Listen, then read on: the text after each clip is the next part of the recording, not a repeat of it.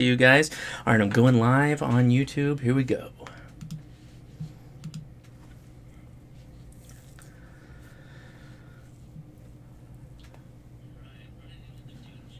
All right, win, lose, or draw. We're coming at you live on Facebook. It's the Ham Radio Crash Course. Got a special little ad hoc-y type video I'm making on FT8 Fox and Hound mode, or known as DXpedition mode. I kind of fell into a pretty deep hole going after the Baker Island DXpedition, and I thought I would do a video on it since, oh, you know what? I need my Yaesu hat. I gotta get my Yaesu hat. I'm going to be working on an ICOM radio, so I better have, a little bit of brand competition with the Yaesu hat. Okay, so Baker Island, DXpedition, somewhere in between me and Australia, closer to Australia, right by the international date line. And they've got this nice little setup where they're running FT8 along with RTTY, CW, and single sideband. Now, I like FT8. I like FT8 a lot. I think everybody understands that. But DXpedition mode is a special mode you have to put your FT8 software into to be able to participate in FT8. So real quick, FT8, pretty simple.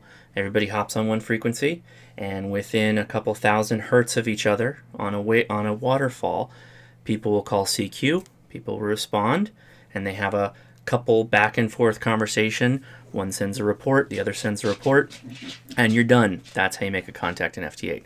Well, DXpedition mode doesn't work that way. Fox and Hound mode doesn't work that way, so I'm going to try and help everybody out on DXpedition mode.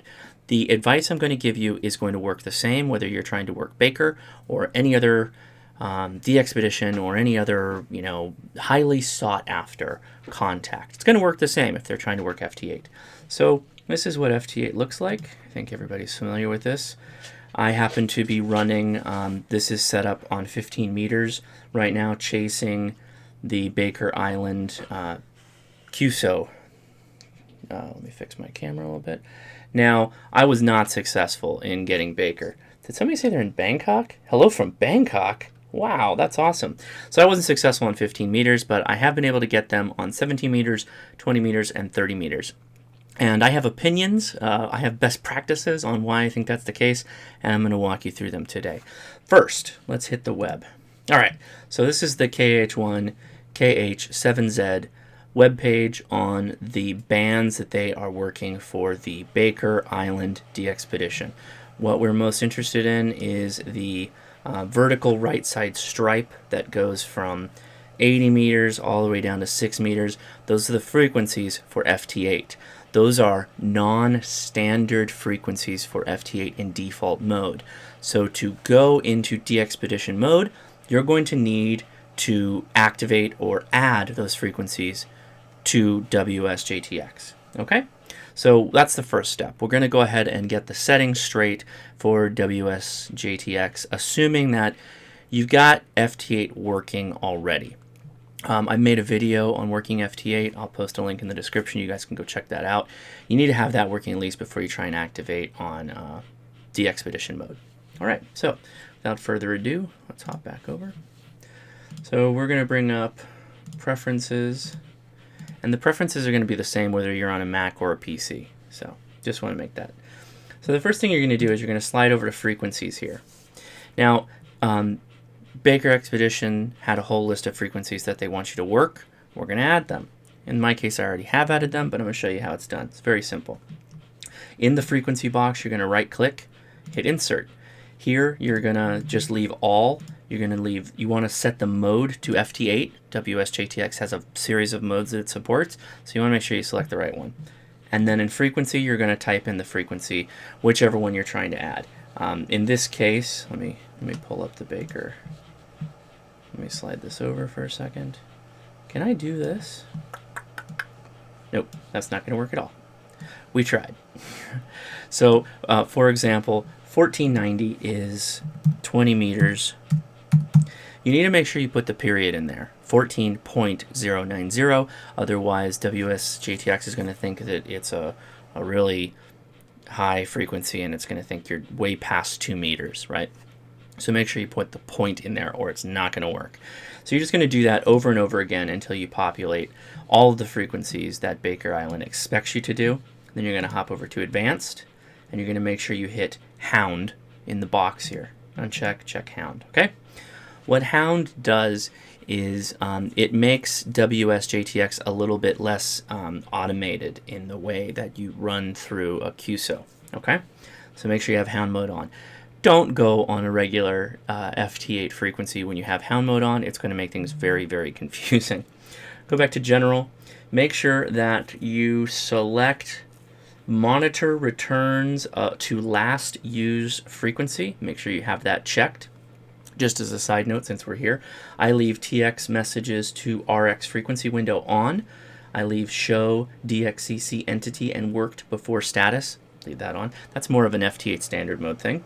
Double click on call sets to TX enable. You want that because you're going to double click on that call sign when you see it for the DX entity, and you're going to disable TX after sending 7.3. You don't really need that because, again, you're operating in DXpedition Hound mode, so it doesn't really affect you. Make sure you have your call sign and your zone in. So once you have your frequencies loaded up and you have the configuration set, it really comes down to how you operate. Now, I was hoping that we might be able to see some activity. You can see, though, my waterfall at the top of the screen. How Fox mode, so put yourself in the mindset of the Fox. You are the station that's being chased. In DXpedition Fox mode, you can have, I believe, up to 5 or 6 concurrently running instances of FT8, all working their own QSOs. And it kind of splits up your power of the radio, of your transmit capability, across these 5 different slices within FT8. And what it uses is everything under the 500 hertz area of FT8. So when you're looking at the waterfall, you want to make sure, where's my mouse here? Come on, buddy. You want to make sure, in fact, let me move my logo out of the way so you guys can see it. I'll slide it down here. So from the 0 to 400, 500 hertz, that's the space for the Fox. You don't want to be in there. So you might be saying to yourself, I don't even know how I get in there. How do I do that? Well, what I like to do, my radio likes around 1500 hertz. So I right click right by 1500 hertz and I say set TX and RX offset.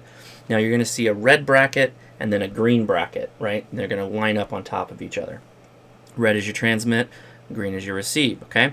So what I like to do is I like to set down here in the RX box, I like to change that to 300. This just helps me, 300. When you hit enter, it's going to start to transmit. Make sure you turn that off on your transmitter too. So now you have the green U in the mid-ish area of where the Fox is going to start to transmit. So you're listening on that frequency. And you've got your transmit set somewhere to 1500. WSJT-X will move your transmit frequency above 1000 hertz if you put it somewhere below 1000 hertz. Don't be this guy, going back to my opening, don't be the guy who sets their transmit frequency on the frequency of the Fox you're receiving. Don't be that guy. How do you avoid that? You must operate in split mode, which I should just go ahead and show you what that looks like. Go back to preferences. Wrong preferences. Apologies there. We don't want OBS. We want WSJT-X. Go to radio. In split mode, you want to run rig or fake it. I run rig. I have an ICOM 7300. It works fine. Okay, you definitely need to run fake it at least though, because that allows you to separate the two. You don't want to be transmitting on the frequency that FT8 is transmitting on. You will make people very angry, okay? Because again, DXpedition, right? They're out somewhere far. You could be between the people that are trying to hear that entity, and you could be like beaconing out on the same frequency, muddying it up for everybody else. FT8's pretty smart. WSJT-X is smart, but you don't want to cause that. So what I'm going to do is I'm going to hop over to 40. I'm doing this blind, hoping for the best. So I'll check my frequency. It is 7045, 7.05. For 40, wait, what is it? Oh, 56, sorry, 7.056. And we're going to turn up the volume a little bit.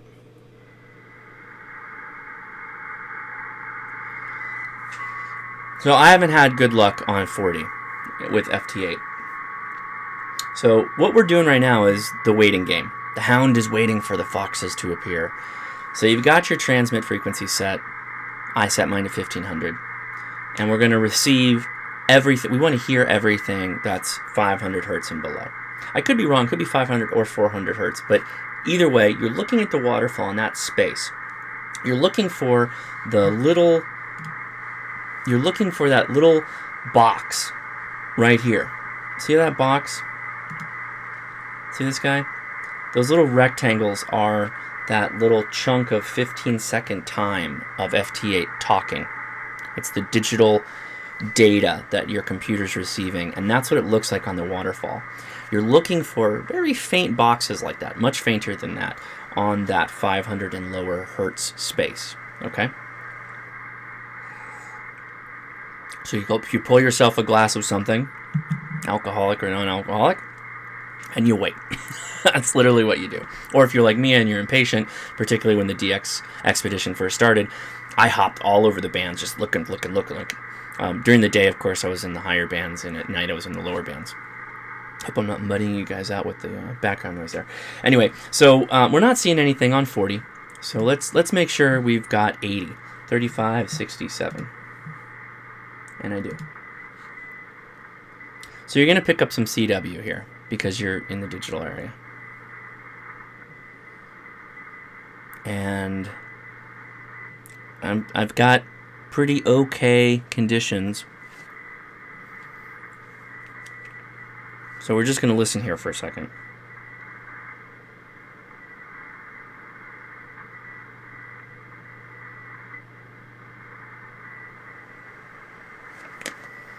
We're not seeing any squares. We're not seeing anything like that. 20 meters is probably popping. I want to show you what it looks like, particularly if they're working it. We already have 20 though, so I don't need it. That's FT8. So FT8 is broken up in two 15-second time slices. The Fox will be on one, and the callers, the Hounds, will be on the other. This is the Fox 15 seconds because you don't hear anything. That is the Hounds. You can hear them.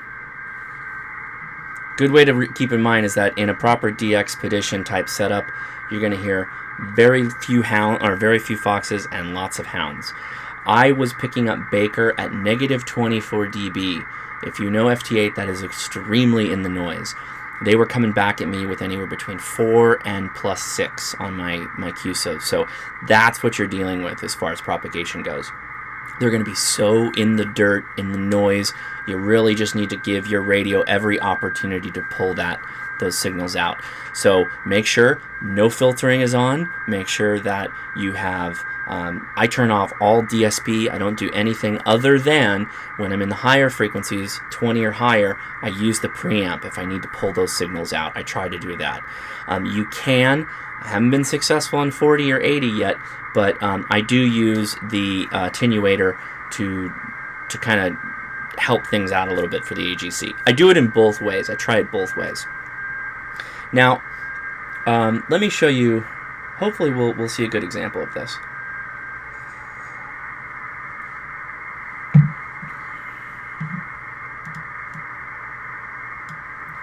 So, let me drag this back up there. So the left-hand side is all the requests going out. You'll notice a trend.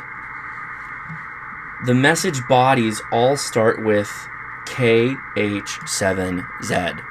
That's the station being called by the Hounds.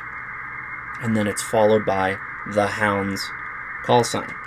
And then following that is your locator, your grid square, your locator, whatever you want to call it. Basically, your receive band activity is going to be saturated with people calling out for the Foxes. Calling. This is kind of a problem, and I'll explain why. Let me turn this down a little bit. A lot of people are just doing this without actually hearing the Foxes. I'm pretty positive this is the case because I've seen people do it, and they're using a call sign that's in Connecticut. And I'm in California, and I'm not hearing the Fox. I don't have the greatest antenna, but I'm pretty sure that I would hear the Fox. Now, I know band conditions can affect things pretty significantly, but another key indicator that they're probably not being honest and they're calling in the blind is that sometimes they'll throw a report in trying to, juice the system, and they'll have the receive report as very low. -10, -12, very, very low if they're calling from Connecticut, if they're picking up the Fox in Connecticut, right? Very low power. So, what's up, Jeff Horton? Responder and Storm Spotter, hi. Caleb Ruddle, hi from Tennessee. Got my first HF rig today. Oh, well, good timing. Why don't you tell me what you got? What'd you get as far as your HF rig? Sorry, I was neglecting the chat. I just wanted to get this information out there as fast as possible for the people that are using FT8. Now, if you don't get a Baker contact, I'm sorry about that, but these settings and the operation of FT8 is going to be effective for pretty much future DXpeditions. I would like to point out that I am using 1.91 version of WSJT-X, and the Baker Island DXpedition really requested everybody get on that frequency, or on that version, and they're still having trouble getting people to adhere to it and appropriately use the right software. So make sure you get the right software. Caleb got an ICOM 718. Very good. Yeah, 86 DM Dennis. Yes, you should. And if I remember correctly, are you on the northwest coast? I would like to point out, too, I think that they're wrapping things up on the 4th of July. So if you can, try to work those stations soon. Now, while we're waiting, we're not seeing a lot of activity. We might hop around a little bit more. While we're waiting, I want to show you something. This is Clublog. Clublog.com or .org.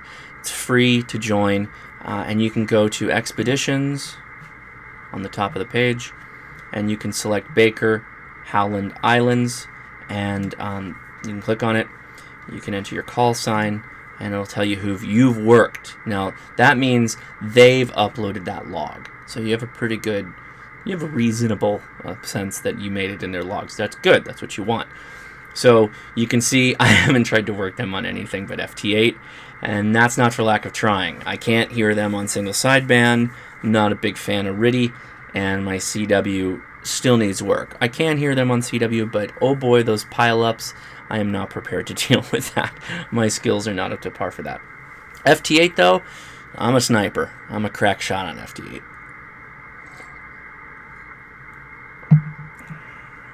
Although I didn't get 15. I heard them on 15, but I didn't get them. Why don't we go back to 15? 15 is 21091.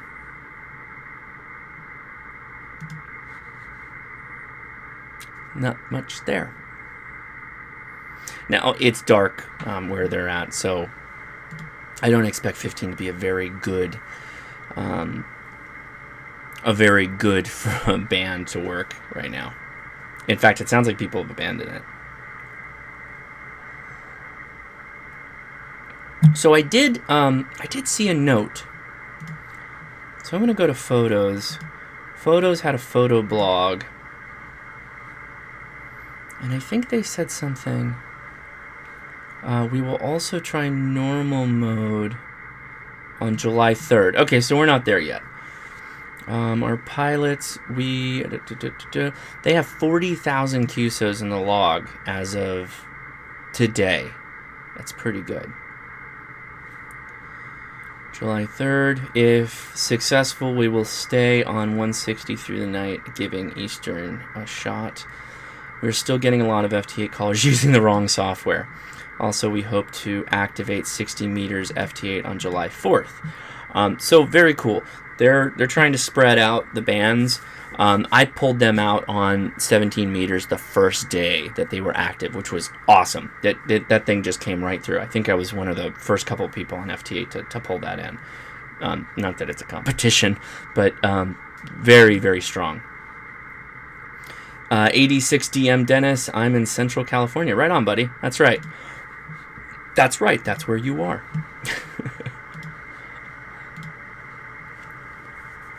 All right. So again, we're not getting a lot of activity. That's okay. But I do like to hop around. So going back to our operating plan here.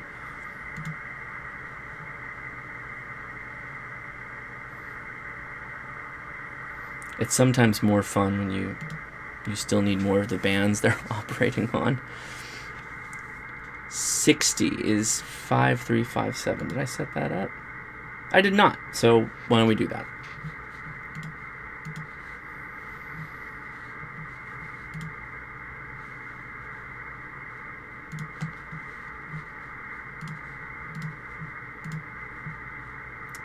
Okay. 5.357. Is that right? Yes. And you get confirmation. 5.357, 357, baby. 60 meters, it says in parentheses. You want to see that. And let's take a shot in the dark.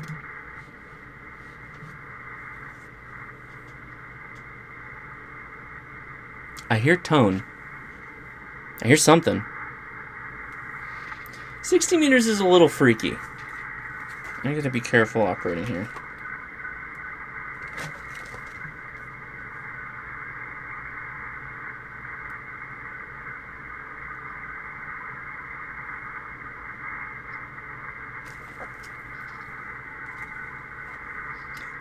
So it sounds like we've got some digital modes that we're pulling up. That is not FT8.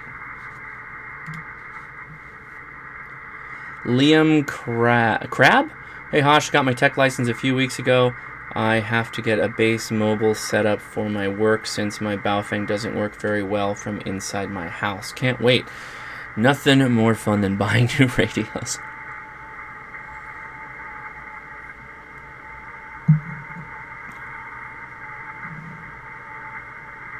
Well, that's a load of nothing.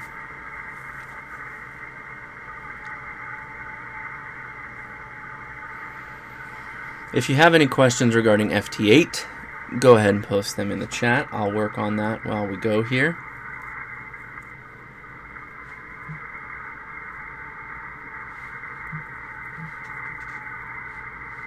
Carl, what's up, Carl?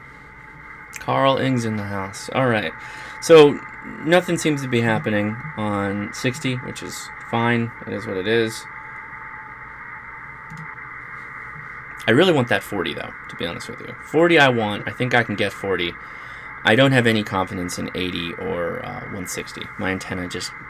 I think I can work 80 with it, but I'm not confident I will get a successful QSO with it.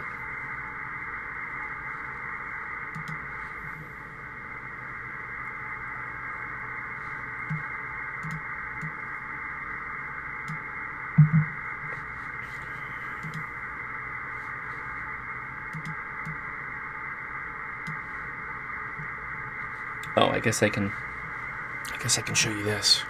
Ooh, dramatic radio and I am drinking a Trader Joe's boxed red wine. Just a simple little drinker. Not the greatest, but it's all right. So we're looking at 40 meters, care of my ICOM 7300. So the middle line is where I'm motioning towards the camera like you can see me, but the middle of the waterfall is what we're monitoring, and those vertical lines that were just played, that was a station calling, and you can see the waterfall up in the top at around the 1000 hertz to the right of the 1000 hertz. That was actually that station. DKG, what's the local time there? Because I am streaming late today. Today is 10 o'clock local time.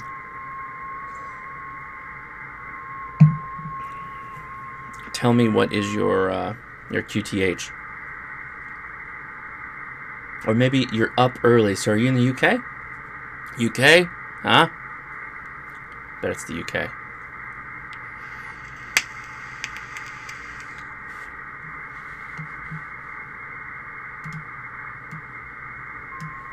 So in parallel, I think this is kind of cool. In parallel, I'm also monitoring slow scan television for the International Space Station flyovers. So this is running in the background. This is the last picture that I copied, which was like on the first day. I've had garbage passes since then. So my computer is connected up via aux cable on the receive side of my VHF UHF rig, and I'm using Multiscan 3B on the Mac. Not a great program, but I'll take what I can get. So we're getting a lot of activity, well, not a lot, comparatively a lot, on WSJT-X. That's what those little vertical rectangles are that are coming down the screen. Notice that they're spaced with a black space in between them. That's every 15 seconds. So the hounds are calling and the foxes are not responding. Now, on the left hand of the screen, you'll notice lots of calls to KH7Z, no responses. So, also, an interesting point here, they're all just calling with their grid square, okay? The only one who so the way it works, let me turn back my camera here so you can see. The way it works is they call CQ and their call sign and their grid square. We already know their call sign and their grid square. We're just looking for their call sign to come up as being decoded by our stations. And then we start calling them. And what the hounds call, again, is the call sign of the fox, your call sign, and your grid square. That's all people are doing right now, meaning nobody's decoding them. They're just calling into the dark, as it's called. The foxes are then supposed to pick out one of these multiple operators that are trying to reach them, if they can, on one of the 5 or so, call it copies, threads, simultaneously operating stations within WSJT-X. And they will reply to that call from the hound with their report. It will be a hound call sign, the fox call sign, then an R with a number. In most cases, when you're talking about DXpedition, that R will be a negative number. An R of -0 or just 0 through, the worst I've gotten so far has been with Baker Island, -24 dB. If the hound receives that signal report, that tells WSJT-X that it needs to reply with the signal report that they are getting from the fox. Case in point, the fox replied to me that my received signal was -6 on 30 meters. I replied to them that they were -24. So what happens generally is, because they're so backlogged that it takes them a while for them to get to actually processing my call, I end up calling automated about 4 times. The program just runs for 4 times and then it stops to allow them time to catch up. What they then send is RR73, or my call sign RR73, which gives WSJT-X the notification that the QSO is complete, and then both stations log the QSO. That's it. That's all DXpedition mode is. It's much it's a much shorter version of a normal FT8 QSO. So you can see, if you see the station here, see somebody's right there. Somebody was calling out in the Fox location. You can actually look them up by going to the hertz, the frequency that they were operating on. This guy was operating on 357 K1RS. So you could look up his call sign, send him a message and say, we're clowning you on Hashnasi's live stream for doing it wrong. You don't want to do that. Don't be that guy. Don't call out on anything lower than 1000 hertz. Don't call out at all if you can't hear the Fox, though.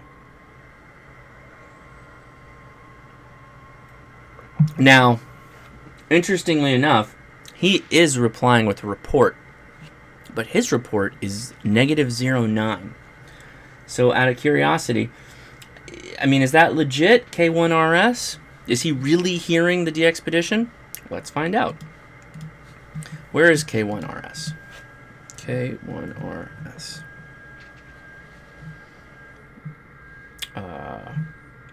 Not that.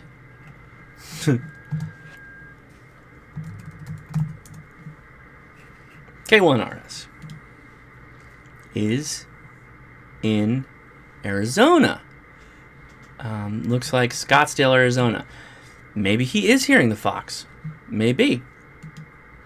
Oops. Let's see if we can find K1RS call sign.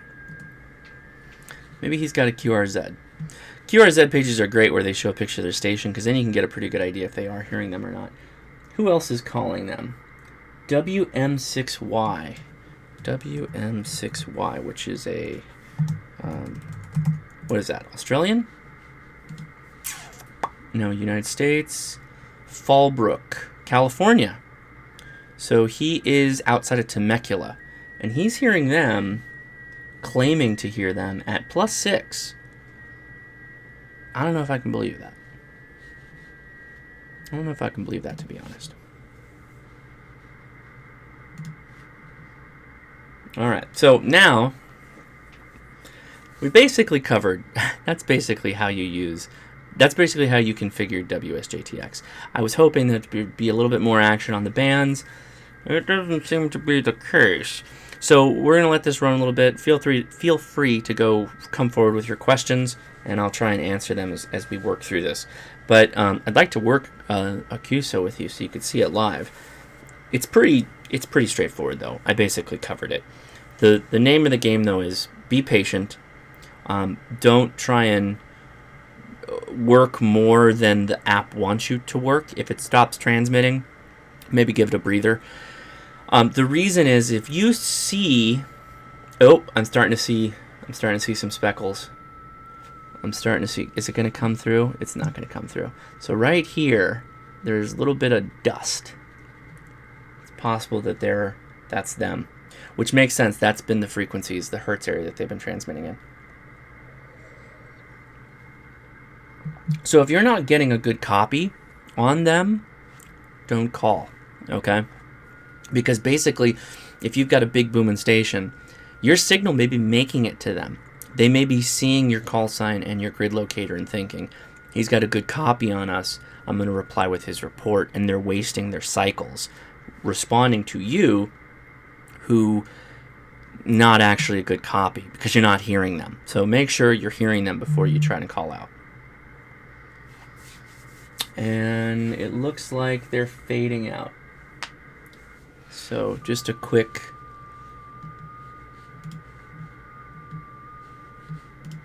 where is PSK reporter? So they are still in the day zone, okay? Baker is right here in the crook of the international date line. They're right here in this right angle. So we may get some gray line action. That would be beautiful. I would love some gray line action. And gray line, for those that are that didn't watch my live stream on propagation from the general license course, the gray line is kind of like a backstop. Imagine a backstop when you were a kid. You'd kick the balls against the backstop or throw baseballs. It's kind of like a catch area for RF. And it seems to help receive signals come in to whatever's hitting the gray line, whatever you're trying to run into. So good. That's good. Maybe we'll catch them.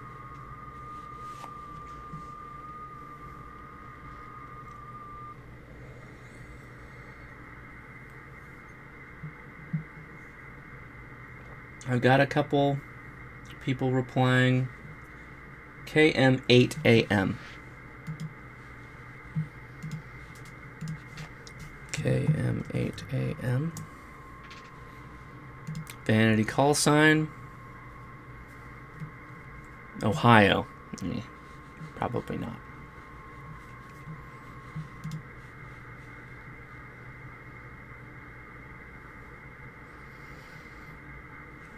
Michael the Pyro says, I recently got my tech and really got hooked doing contacts during my club's field day. good for you. Congratulations. Previously, I was only on the local repeater. What can I do to stay active and keep making contacts? Always have your radio tuned to the 2 meter or 70 centimeter simplex. Okay, 146.520. You'll be surprised how much action shows up on a day-to-day basis. There will be people that you will talk to on that frequency alone, and that is a simplex contact. That counts as just like if you're doing an HF contact or a 6 meter contact or whatever. Since you have your technician license, you have the ability to work 6 meter and 10 meter pretty much to your heart's content. 10 meter not so great, but 6 meter has had an interesting effect with propagation recently, and there's been some holes that have opened up. The problem with 6 meters is that it's not consistent. You're not going to get consistent performance out of it from any long haul. However, there are used markets you should keep an eye on as far as getting your hands on some equipment. If you have a club, it's possible that they have equipment they want to get rid of, use stuff that they're not using. So always take people up on that kind of stuff if you've got the scratch and you're interested. Also, there is SDRs. I highly recommend people go out and buy an SDR dongle, like the one that's in the Amazon store, linked in the description. That will give you a bit of fun building an HF receive antenna and being able to receive HF. A lot of fun. SDR Play, I actually am probably going to get my hands on one in a little bit to do a review on. I'm very excited about that. They look super cool. So that would be a step up in the SDR department. It's about a $100 device. Powers off of the bus, the USB bus, which is super nice. You don't have to have a separate, plug or anything like that. Works like a lot of the dongles do. Michael the Pyro says, I have 2 dongles. Okay, cool. Well, definitely make sure you're checking out the trunking scanner application. You need 2 SDRs to do it, so that's awesome. Make sure you hit that up. He says, I have a 2 meter repeater always on, and I worked 10 meter during field day. There you go. And Carl says, I plan on getting an amplifier for my Baofeng.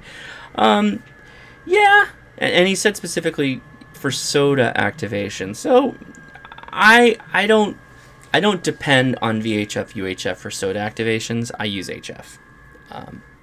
I think you should too. If that means kind of stepping up to get your general, make sure you're following the ham radio crash course and follow the videos there. Getting the general license, because you really should. If you have aspirations of getting active in soda or making some really cool contacts like on FT8, you should get your general. I'll just make that statement. General is where you want to be.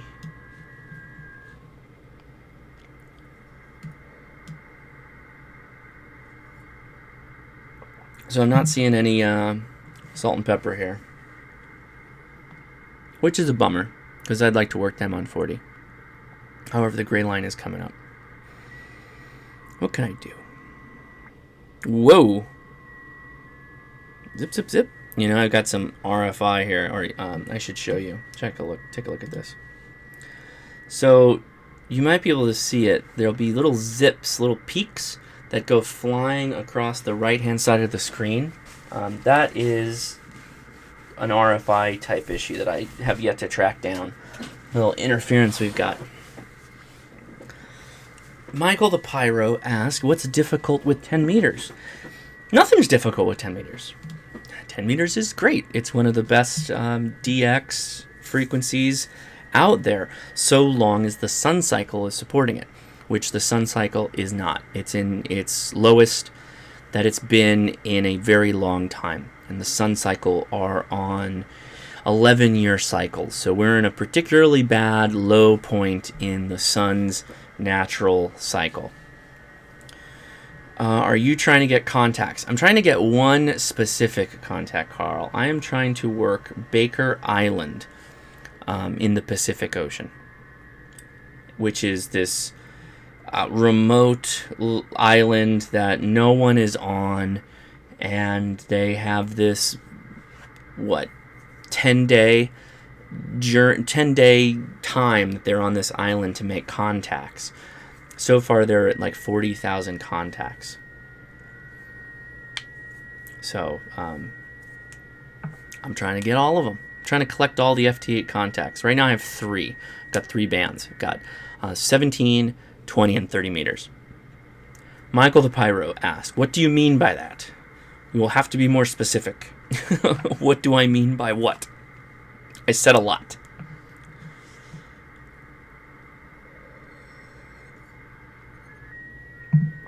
If it's about propagation, particularly the sun cycle,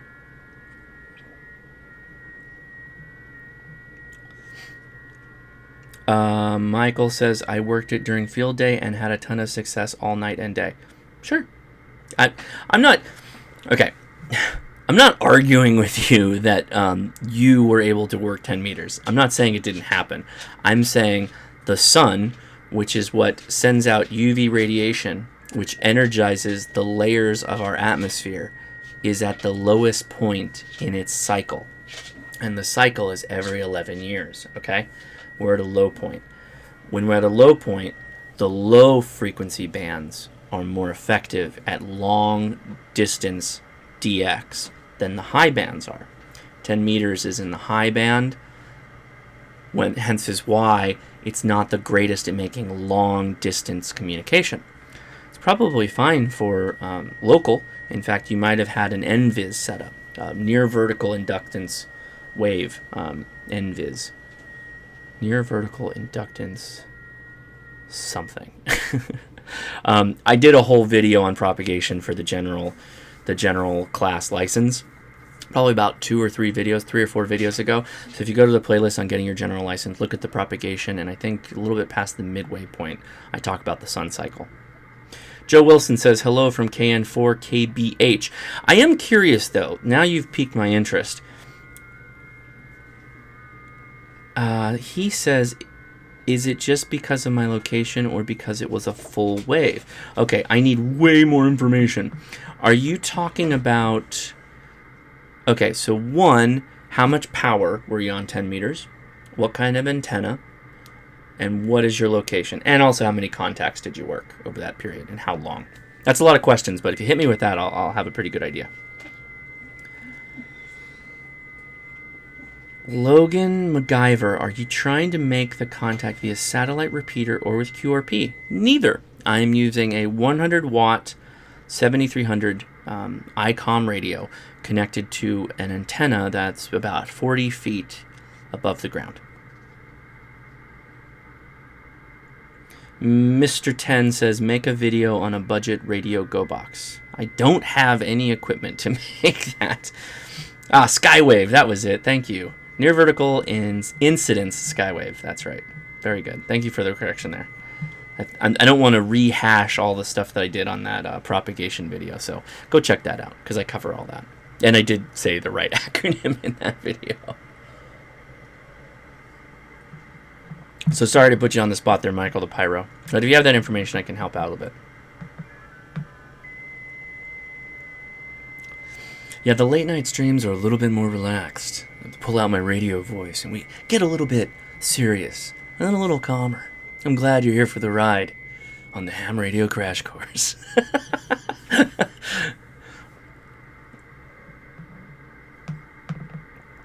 Now here's another one on the Smooth Jazz station. It's a lot of hurry up and wait. For some people, it's going to be different. Some people are going to have no problem. Funny. I was receiving the Fox, and I was getting their signal report to somebody they were replying to in Hawaii, and they were like 20 over, plus 20.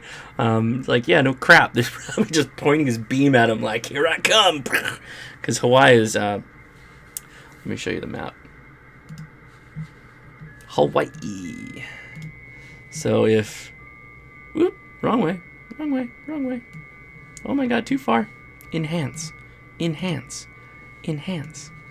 So here's Hawaii. I need the date line. There it is. Baker Island is right here. Wait, Are you seeing that? Let's do it this way. So if this is Hawaii here, in the middle of the Pacific, Baker is just south and west of it. So pretty close. Smashing it.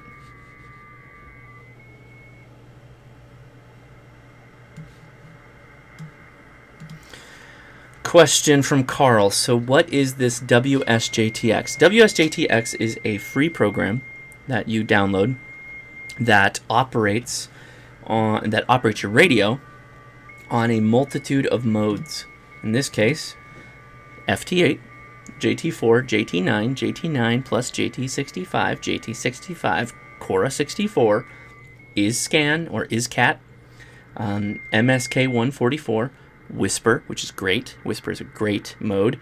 Echo and Freak Out, which I think are not modes. Anyway, FT8 is the mode that's kind of like the most super popular HF mode right now because, again, times are tough. Times are tough with propagation, and so a lot of people are using digital modes because they are more effective when the conditions aren't great. They work in the noise. All right, Michael responded. Standby info on longest contact. Longest contact was 1,400 miles. I'm working on a vertical. With 2 inch. So it was an inverted V. I don't know the power. It was fairly low. I had like 30 to 40 contacts. That's very good. That's basically what I did. We're only operating on 10 meters though. Very impressive. Location was Florida aimed north. Cool. Well, that's great. I'm happy for you. I wouldn't be surprised if your longest contact was during the day and you were mostly doing local contacts at night. There's no problem with that. I could be wrong. I could just be taking a gamble and I'm going to have egg on my face. But there's a science to this. So I'm not like just talking out of my butt. I'm talking about like, hey, this is actually how it works, how propagation works. It's based off of the sun, etc., and we need to adhere to those rules. Not to say you can't, or the fact that there are people out there. Field day is great because there's so many people on the air. You're bound to make a lot of contacts, which is awesome. And Joe Wilson says he's working on a vertical 40 meters, 20 meters, 17 meters, 12 meters, 10 meters, quarter wave antenna made with 2-inch PVC DWV pipe. Dude, you should get some FT8 going.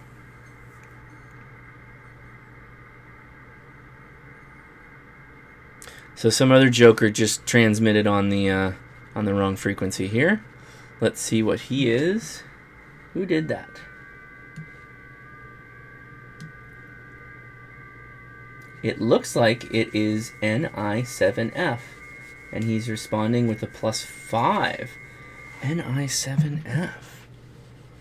Is that a Japanese station? I don't know my prefixes.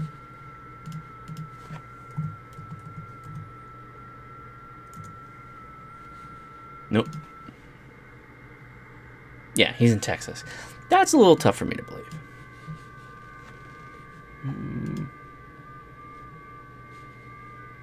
Yeah, so people are calling, so it's possible that people are hearing.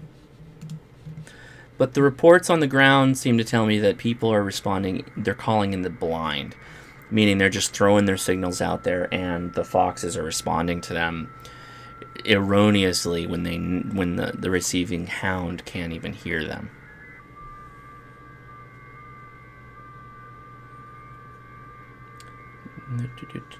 Will there ever be a HF Baofeng? And will I be the next Baofeng man? Anyone can be the next Baofeng man. All you have to do is strap all your radios to your person, have a certain percentage of Baofengs, take a picture of it, and then post it on the Ham Radio Crash Course on Facebook. Michael said, I got Ohio and Illinois at night and kept getting Virginia constantly the whole time. That's very good. That's very good. Congratulations.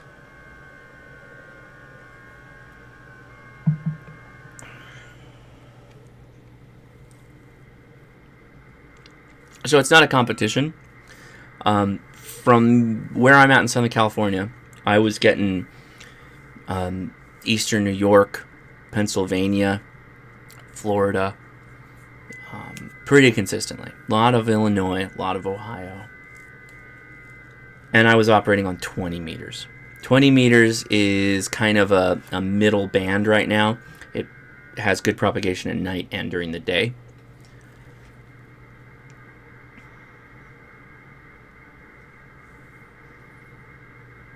Yeah, Logan MacGyver says maybe he isn't in Texas. Maybe he got his call sign in Texas. That is believable. Yeah, that's possible. That's totally possible.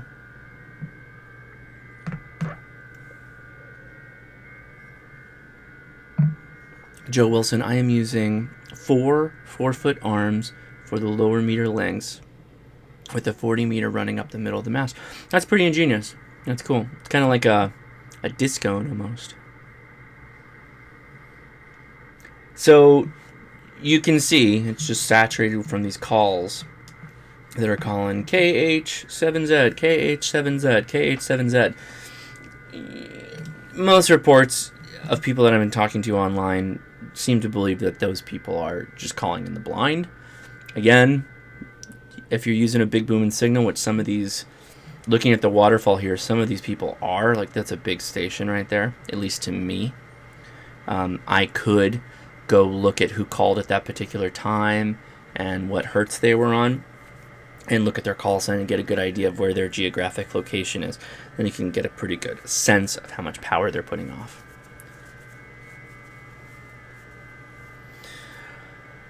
Michael the Pyro says, our tower was getting Midwest, but fixed antennas were all facing north. That's pretty awesome. Yeah, it sounds like you got a pretty good club. I'd stick with those guys. I'd definitely stick with those guys. Sounds like they got their act together.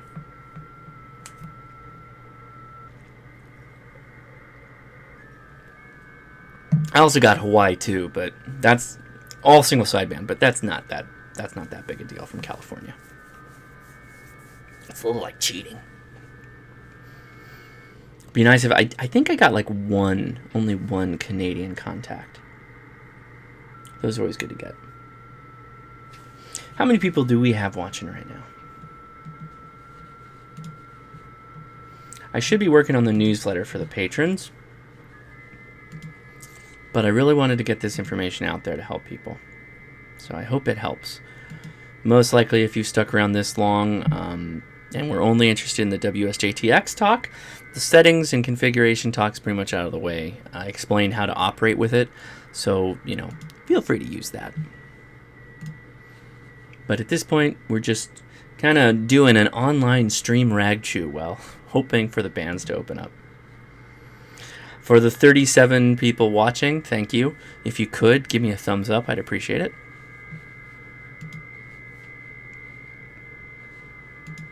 What do we got in the live control room here?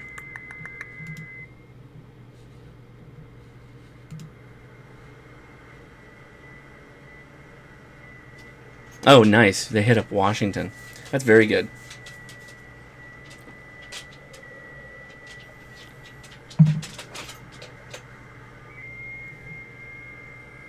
Joe Wilson said, my club had, if I'm right, had over 1,600 contacts for the last field day. That's impressive. Anthony, man, that's so crazy. Hello from New Zealand. It is 5:45 p.m. on Tuesday night. What? It always cracks me up when I'm working people in New Zealand and Japan, because they're tomorrow. Like,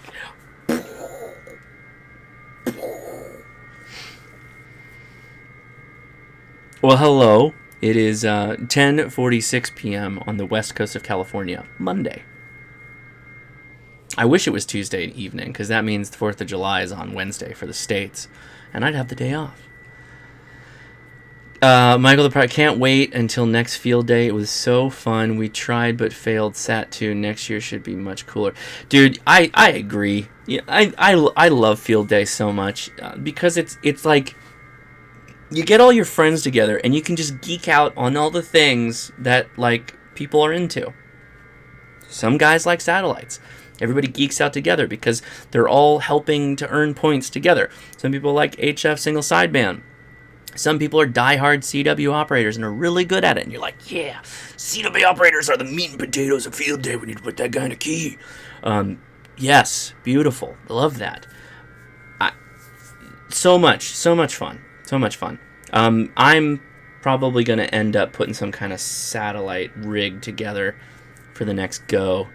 See, because it's tricky, because I think that you don't really get a ton of bonus. You get one bonus for doing sat.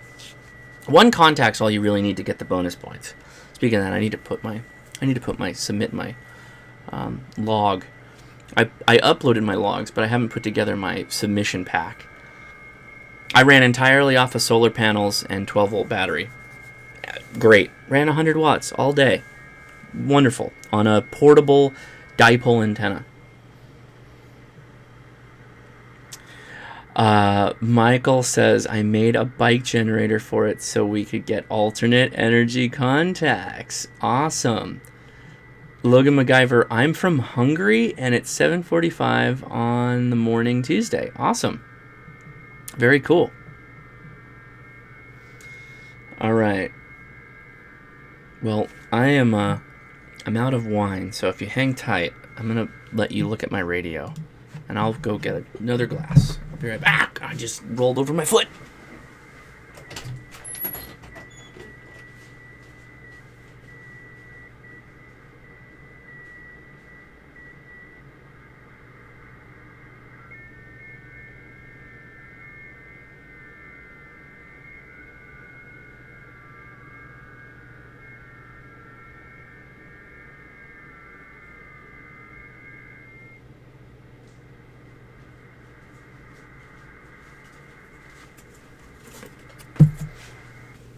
I decided to cut out the middleman and just go get the box, so I can show you too. Alright. I got a couple of, there we go. Red wine, 3 liters. 3 liters of California's finest wine in a box, boy. Ooh, yeah! I definitely watched wrestling as a kid. Justin Moyers is in the house. What's up, bud? Joe Wilson says, we were on 40 meter CW and phone 20, 15, 10 FDR. You were on FDR? Wait, what? And 2 satellite tracking stations, one being handheld, and the other was computer guided. Nice. That's a nice system.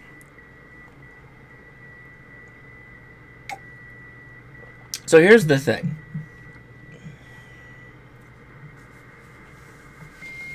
I've seen enough call reports, and I've seen enough little peppery flakes in this quadrant, the 0 to 500 hertz quadrant, that I'm thinking they're working 40. And I'm going to stick around for a little bit. I probably got another hour in me before I got to go to bed. How many minutes we're rolling on here? 40 minutes so far. Why not we just keep going? Again, if you're stuck this far with just trying to make a FT8 work, the first half of the video is probably covering everything you need. FLD. Okay, good. FL Digi? Is that what you mean? FL Digi? So you're working like PSK31? So I tell you what, I had my laptop all configured to work FT8, and I just had so much fun with single sideband. And after about the 10th hour of streaming, I was just like, I'm tired. I had big goals that I was just gonna go to sleep and then wake back up and keep operating. But I was like, I did it. I came, I saw, I got a lot of good contacts, long distance contacts, United States long distance contacts. I felt good. I was like, okay, I'll leave it at that. As a one-man show, streaming and also operating the radio, trying to do all the things was a lot in one day. Got it. FL Digi. Yeah, FL Digi is another program kind of like WSJT-X that there's a lot of different modes it can operate in. I guess I could just go closer. Enhance.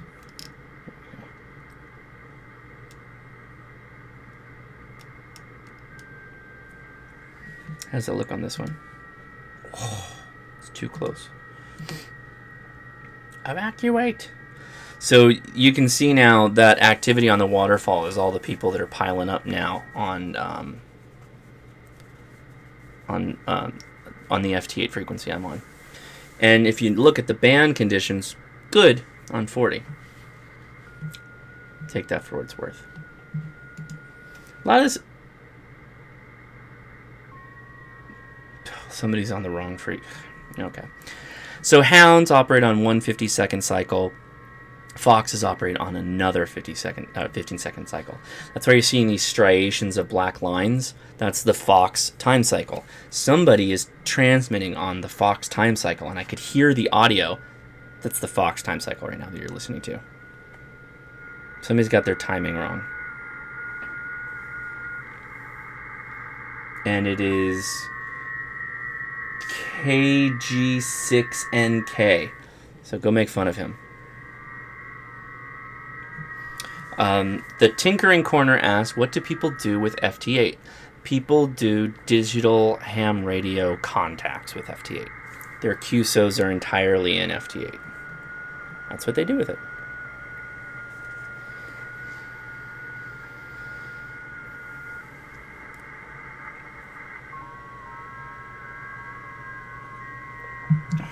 FT8 is like shorthand text message contacts on digital HF radio. That's exactly what it is. I like it because it gives me an understanding of how well my station is getting out there. That's one of the things I like about FT8.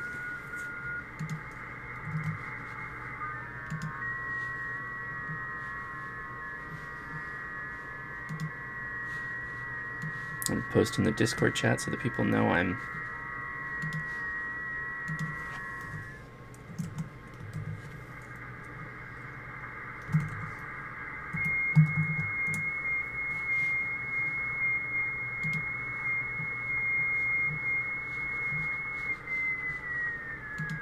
Oh, I don't know what that was. Somebody just rolled the dial as they were going, they're like, I'm out of here. Record scratch.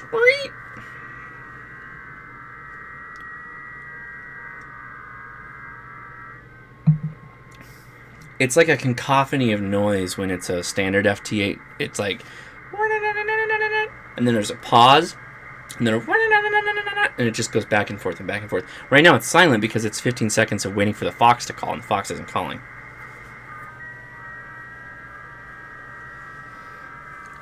So FT8 frequencies are all set by default unless you're using DXpedition mode.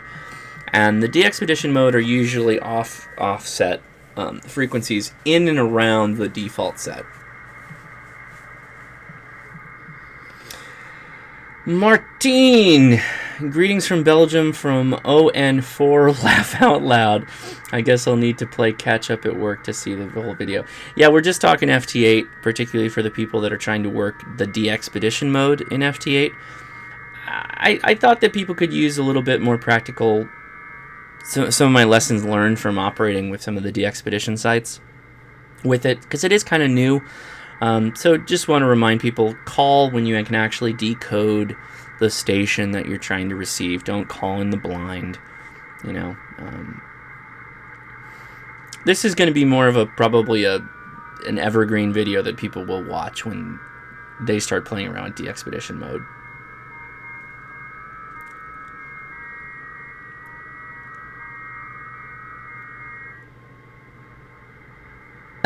David the meme lord.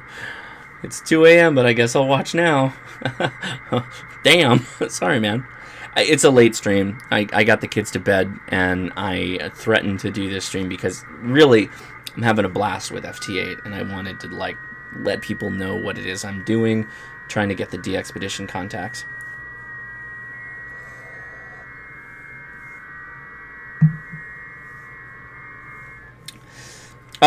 Michael the Pyro says, he made a couple of comments, but he said he started on 80 and 40, and when we were up on the roof doing sound, we realized it was 1/4 wave 80 and 40, so I decided to try full wave 10 and 20, and that worked much better. Yeah, there you go. Once he tried 10 and 20, we actually were heard. Very good.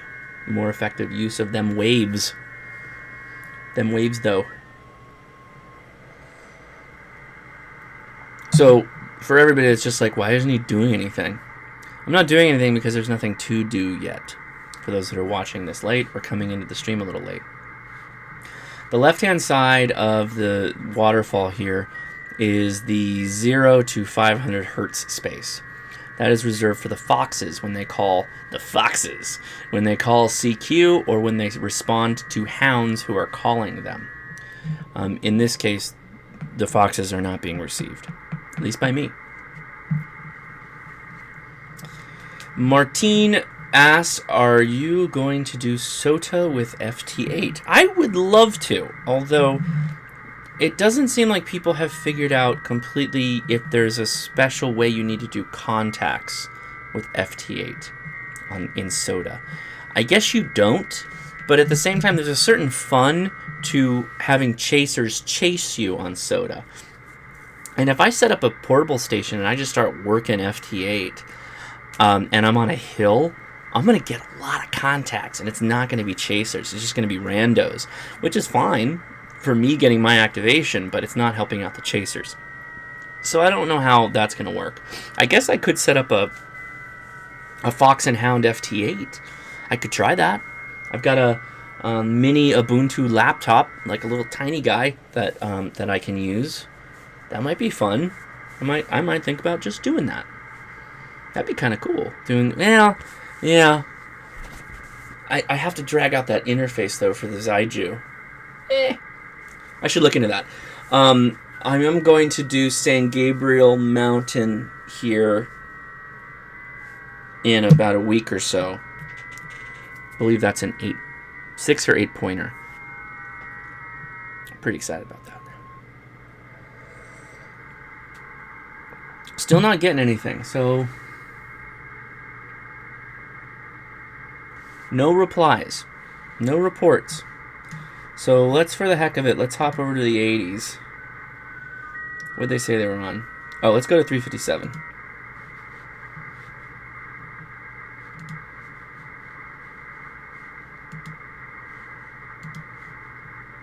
Nada.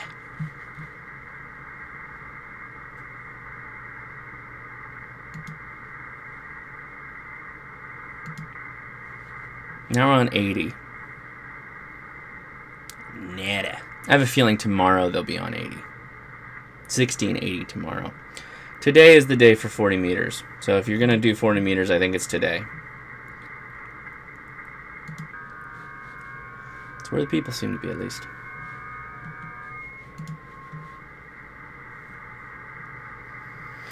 Yeah, Michael, I know. I've been talking to Jerry. Jerry's got the same problem. He wants to retire in Florida.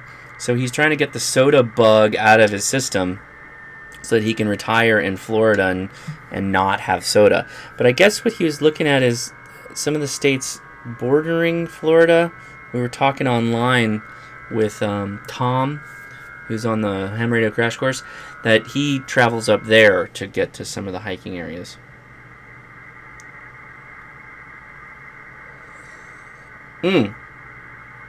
Martine, great question.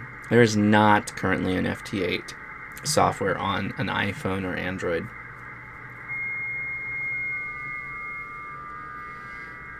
David, the meme lord, I am using their special DXpedition mode of the WSJT-X for FT8. Yeah, I'm using the special Fox and Hound mode. For Hounds, it doesn't look that different. Fox is different.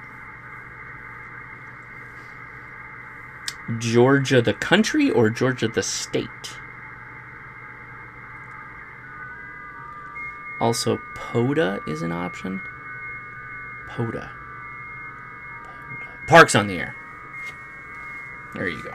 I'm thinking. Yeah, Parks on the air. You can go crazy with FT8.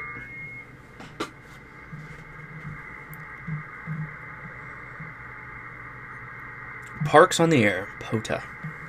Also, potato on the air. That requires a potato gun, though.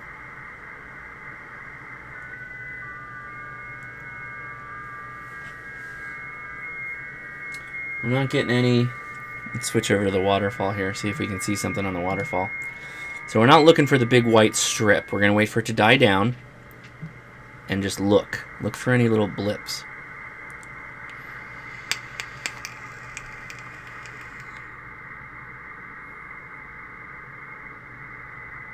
Not a damn thing. Watch when it kicks up.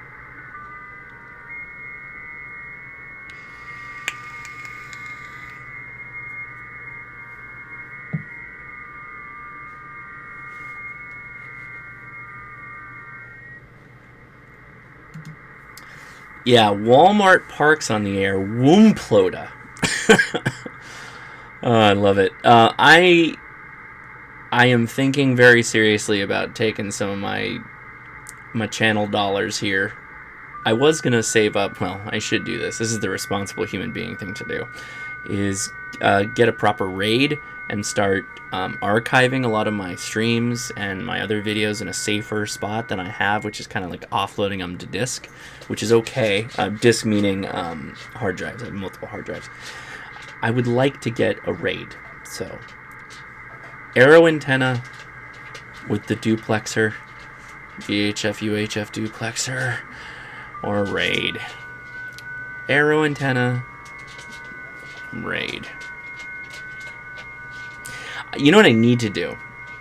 I think I might be able to make this happen too. I gotta go back to, well, so I will mention this. This Saturday, Anaheim, California, ham radio outlet. I will be there. Gordon West will be there, and I will be attending the Ham Jam. It starts at like 10:30 a.m. and goes to like 5 p.m.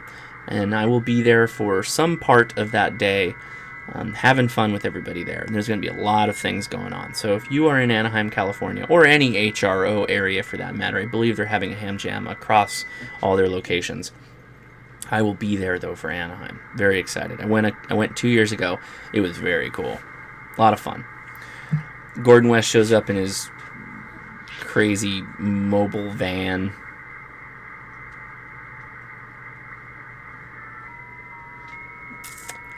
Michael the Pyro, RAID is not good for backups. Get a $70 4TB HHD and set it to mirror.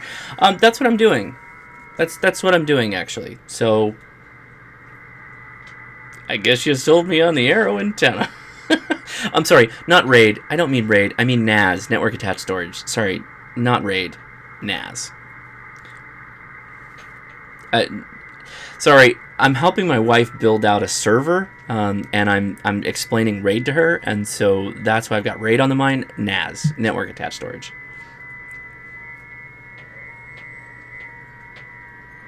Yeah, don't flame me in the comments. I meant Network Attached Storage. Okay, I'm done with the Easter hat. It's getting too hot. I think the wife turned off the air conditioner. My radio says yes. Oh, I wonder what... I should pull up UTC time.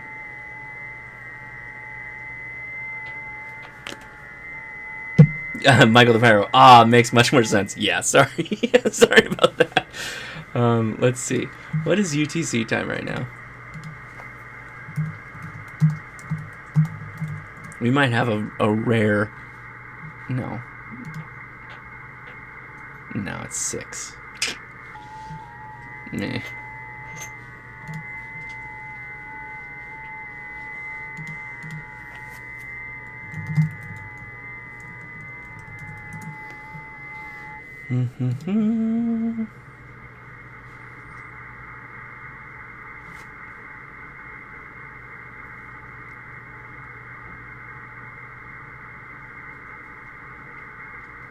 Oh, yeah. Never mind.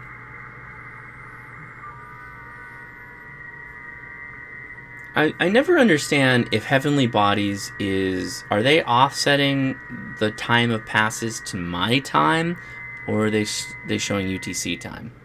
I'd much rather everything was in UTC time. It makes it much easier. If they're offsetting it to my time, then the next pass isn't for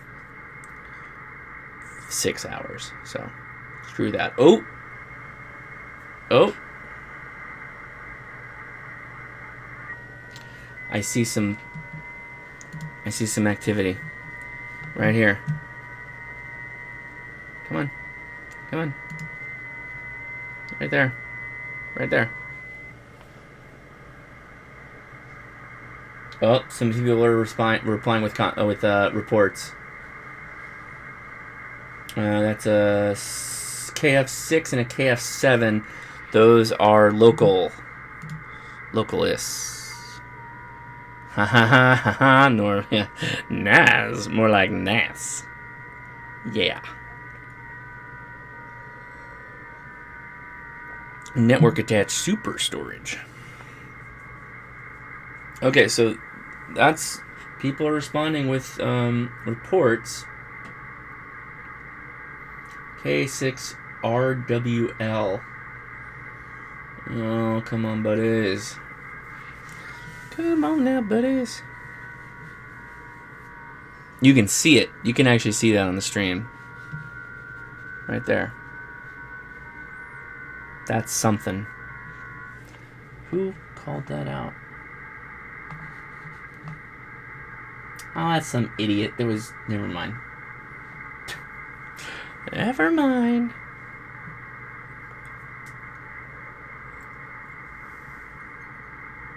Oh my god, somebody just... Did I slip into the wrong mode? Somebody just called CQ New Caledonia. No. No. Wait, should I? FK8CE. What the hell? FK8CE.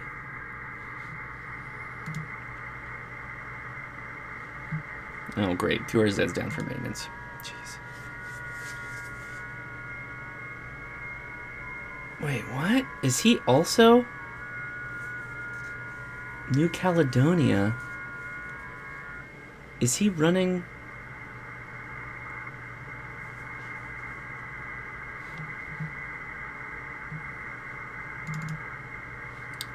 I maybe shouldn't be doing this, but...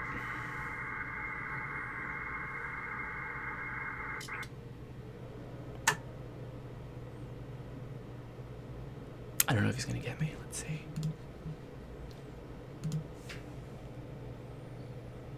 People are going to be like, get the hell out of here.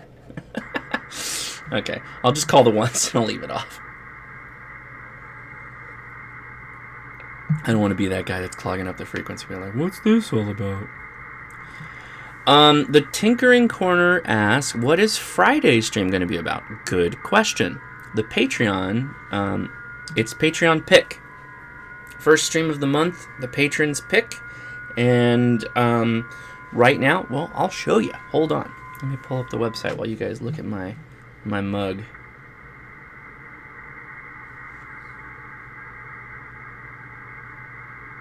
Some people are now making their own custom messages on FT8. That's cute.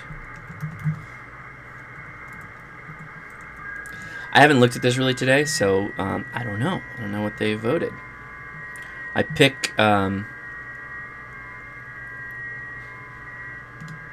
yeah, you guys are getting an insider view at this. If you're not a patron, then you're not going to see this. Okay.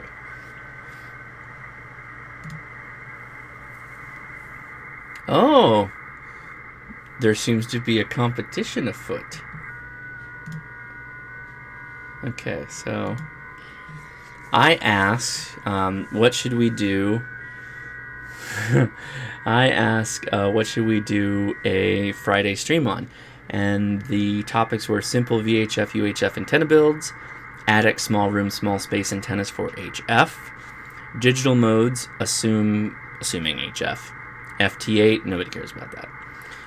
SDR discussion, not bad. Fox hunting, radio direction finding, and then SSTVs. Nobody has voted for that, which is interesting. So it looks like there's a competition between the first two, which was what I expected. That's why I put them in the first two. Simple VHF antenna builds and attic, small rooms, small space antennas for HF. Excuse me.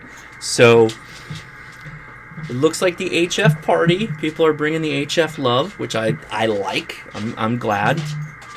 Here's what I'm super excited about. I like the fact that people have been watching the crash course. They're getting their licenses.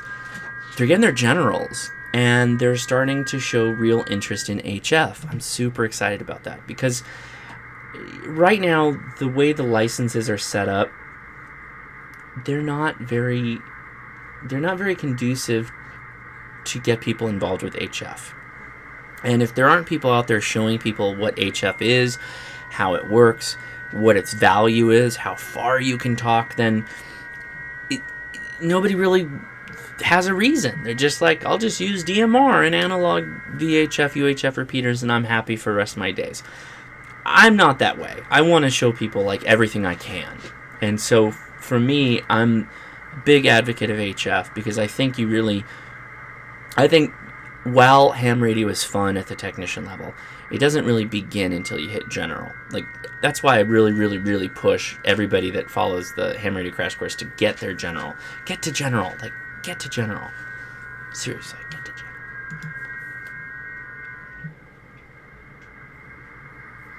The Tinkering Corner, I got very interested in HF by your field. So that's awesome. I'm glad that worked. I hope in the future you find a club, you go out there and you find something that, some people work in that you can work with.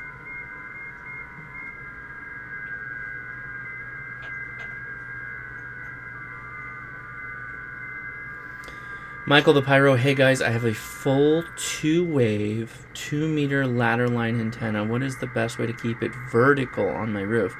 I know PVC is probably the right answer. How can I tell what PVC has less RF interference? The smallest of the schedule PVCs that you can get your hands. So schedule 40, I think, is one of the standard. I'd use schedule 40 and get a 1/2 inch or 3/4 inch.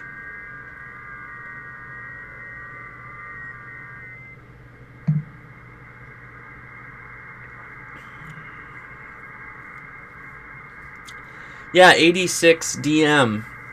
If I was a much more smarter person, I would have set up some kind of poll to where we could ask people, like, did I influence you in getting a license, and check a box, like keep a tally. At this point, though, I'm guessing it's well into the hundreds, which makes me feel good. But I'm just glad that people are interested in something that I'm like really passionate about. So I'm arranging something with my college club. Maybe they will let me use their equipment to make some contacts. Oh, if they've got it, yeah. That's what you want. Work with the club, man. Use their stuff. Also, they might sell me a nice Kenwood HF radio. Hell yeah. There you go. So I can't tell you, I still haven't done it. I should do this. I really should. I just do it for me. I'm a big lover of shortwave handheld radios. Like the old school, not old school, they're still new. They're still like hundreds of, in some cases over $100. Shortwave radios, you attach a random wire to it, just get really good receive off of it. Some of them do single sideband. Stop it! Stop calling CQ. Apparently I've already worked at Caledonia Station, so I should stop even messing around with this stuff. I'm a big fan of little portable, single sideband radios. And I think SDRs have kind of stepped on them a bit, but I don't think people really... The portability of shortwave radios is something that I've always really, really liked. I've loved that factor in them. So I should just do a video talking about them. But there's already so many people who do it so much better than me, believe it or not. The Two Hands in a Radio channel on YouTube, I mentioned them before. He does such a good job with radios. He's got a really good, and that's what good with the New Caledonia. He's got a really good kind of voice and demeanor for shortwave radio, I feel. Plus, I think shortwave's kind of the young people don't seem to be that into it. I mean, I'm down with the SDRs, don't get me wrong, but SDRs open up many more doors in terms of digital modes, all kinds of other things.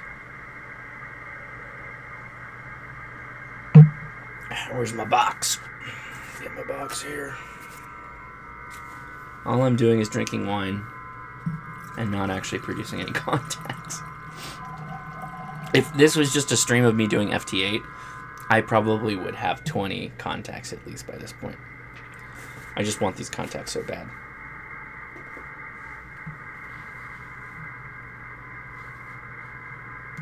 I'm almost freaking myself out that I'm on the wrong... No, okay. I'm like, am I on the wrong frequency? Why am I getting so many people that are calling CQ? Yeah, seriously, people are responding to each other.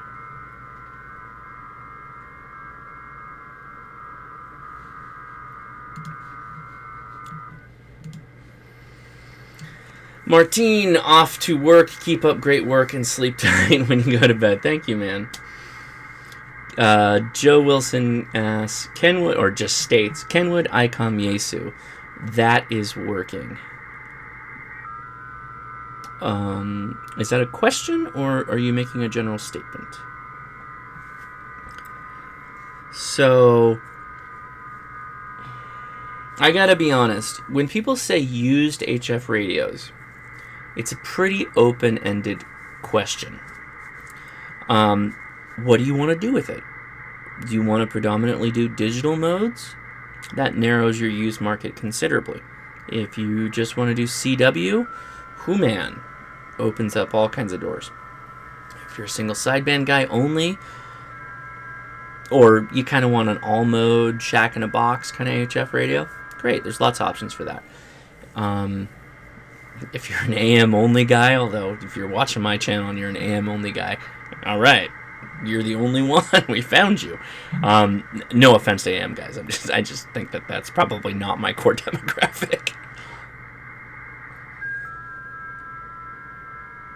Oh my god, with the CQs. What have I done? Oh, well, one. Okay, well, let me get back down in the... There's the receive side. Oh my god, look at the waterfall. I didn't really stop to look at the waterfall in a while. This thing's smashed. There's so many people monitoring 40 meters right now. Okay, I do want to show you one thing because we are going a little bit long here. I might as well show you the cluster. The cluster. Where's the other? Did I close the other websites? There it is. Nope, that's not it. Don't look at that. That's the newsletter. There it is. All right.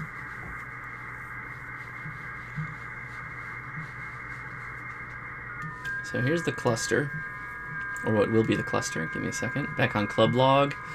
Go to the DX cluster. Clusters like packet radio. Wow. They don't have anything. Baker's not on here. What's going on?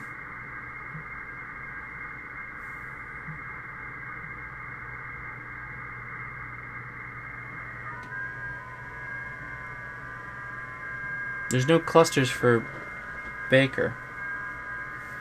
So there's all kinds of like telnet servers set up for cluster information. And it's kind of like real-time reporting of contacts. You can, if you look up DX clusters, DXCCs, you can, once you work HF, if you're working long DX Hall clusters, people go in there and they tell each other, like, oh, hey, I work so-and-so on this, and they're really easy for me, and blah, blah, blah is my QTH, my location. And that seems to help people a lot. But I don't know what's going on right now. There's no cluster, Baker Island cluster. Oh, see, these are some of the clusters. I have that link there for a reason. I need to learn more about clusters. So we want DX cluster for Baker Island.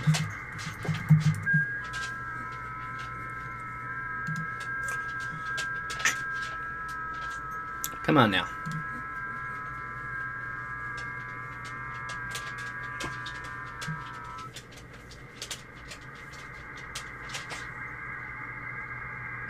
My dog is trying to get out of here.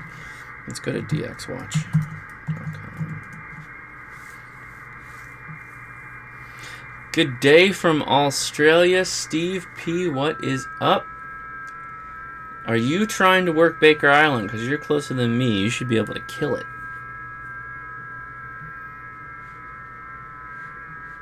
No filter, all spots. Search spot by Callsign. So we want, what are they? KH7Z. KH7Z.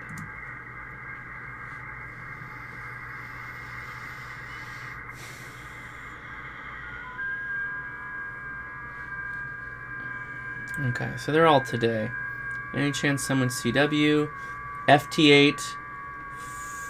That was yesterday. Or today? 14 Zulu. So.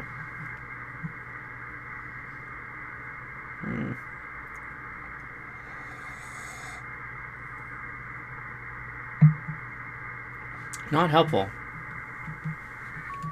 Not helpful, to be honest.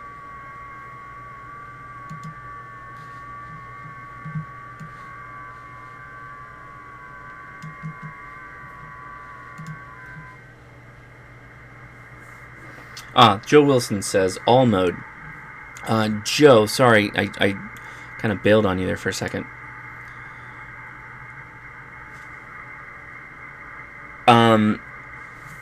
How much money are you looking at spending? What's your budget? Also, Michael the Pyro says, you mentioned a shortwave radio before. What exactly is that? A shortwave radio is like a handheld portable radio that works on the shortwave bands. Shortwave bands are basically like the ham bands, but they're in their own slices and spaces.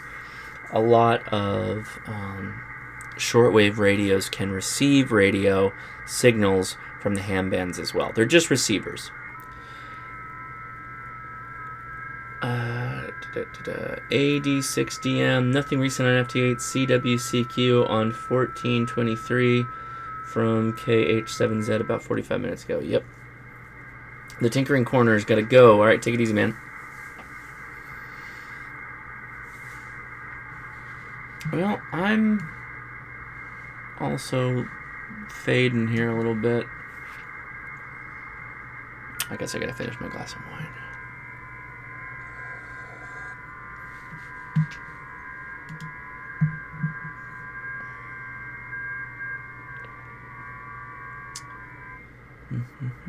Oh, I see.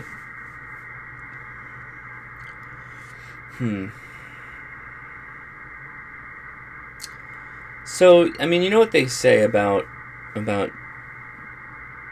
radio is you want to spend almost as much as you spent on your radio on your antenna. So, buying used is good if you can take some of that money and pile it into a good antenna.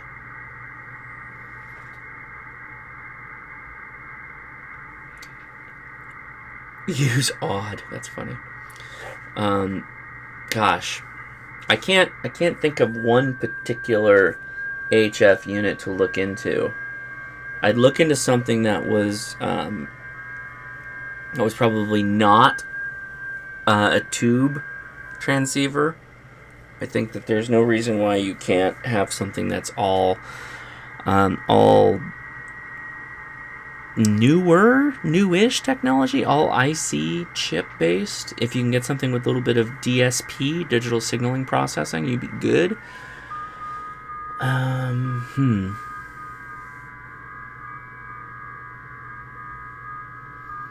Yeah, Joe, I think your best bet is going to be working with a club. I always say that to people, like, particularly when they're not exactly positive of what they want. And clubs are great because oftentimes, if there is somebody that's selling something, they're very familiar with it. And they'll probably be willing to sit down with you, set it up, and show you how it works, how it functions, that it works. So if you're not already, I'd reach out to a club. Find a club.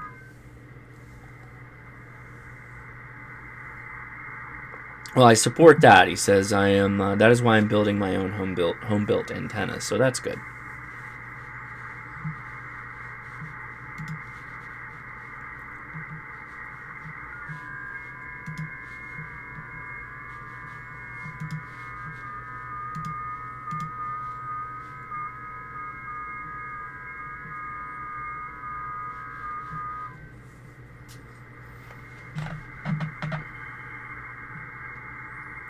I'm just hoping they come around on us here. It looks like people are here.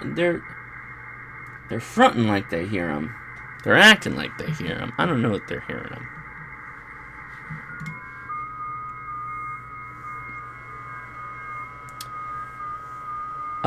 What is the radio you want? Sounds like there's one in your mind that you're looking at. I know what I want, but the price is the hard part. Yeah, that sounds like life. That sounds like life in a nutshell, my friend.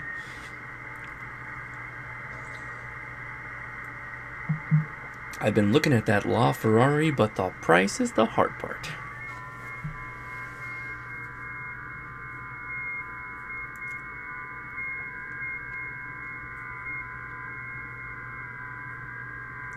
Oh.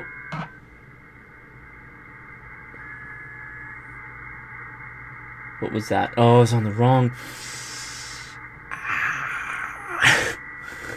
I'm so mad.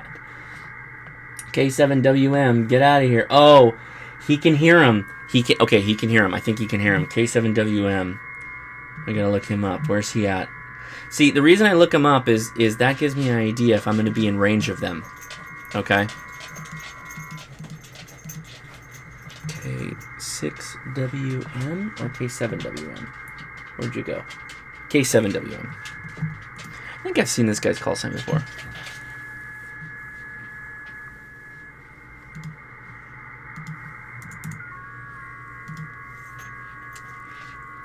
Arizona.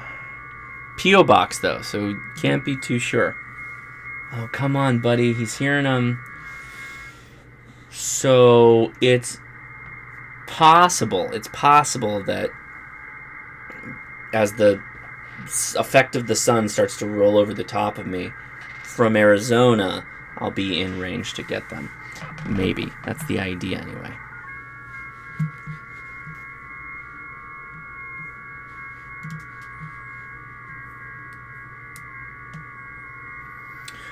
Carl asks, why does the band matter?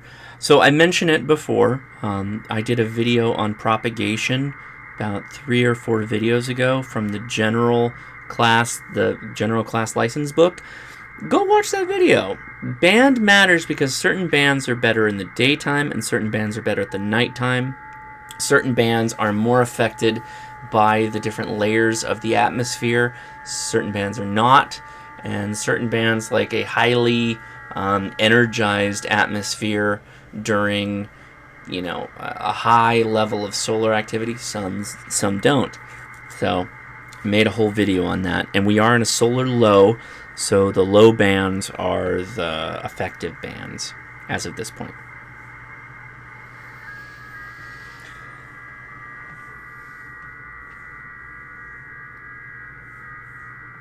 Joe Wilson says, I've seen some radios on eBay, but I am scared to buy them. To be honest, I would be too. That's why I mentioned clubs, because you can go talk to the people that own the radios. Swap meets are tough too, because they're like, oh yeah, it works. Why don't you pay me the cash and then walk away and then not come back? Because of this broken radio I just sold you.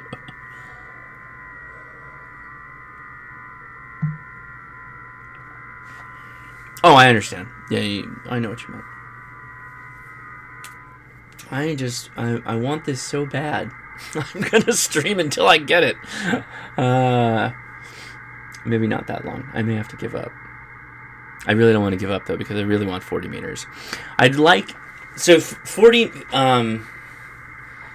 The upper level of my antenna is about 40 meters, where I feel that it works really well. The furthest I think I've ever gotten out on 80 meters with my antenna is North Dakota. which is not far. It's definitely not Baker Island far.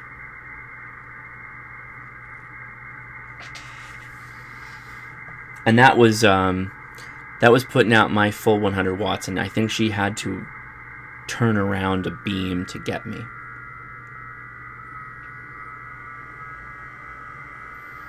All the high bands. You can play around in the high bands during the day, but they're no bueno right now for... So generally you want to work 20, 40, and 80 right now are the most popular bands to me.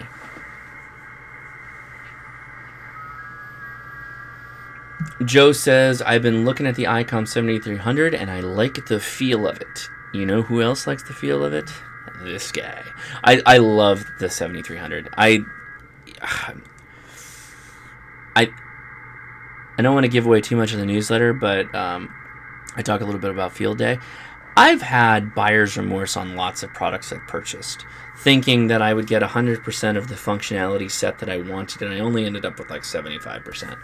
I feel like I've gotten exactly what I wanted from the 7300, and still it surprised me with little things little bells and whistles that I really, really like, really enjoy. I'm so glad I bought this radio. I really, really like the 7300. I can't say enough about it. Now at the same time, prices are coming down. The used 7300s are showing up for under $1,000. So Joe, you mentioned eBay. I would avoid eBay, and I'd start watching the QRZ, right? Quebec Uniform Z. Romeo Z. Why did I think uniform? QRZ website. Go to their swap meet page. It's a part of their forum, and people post things that they have for sale that are used. You probably will pay a little bit more, but you're going to get a better product. In fact, the ICOM 2730 that I bought, the VHF UHF radio, came from QRZ. Good price. It's a good price.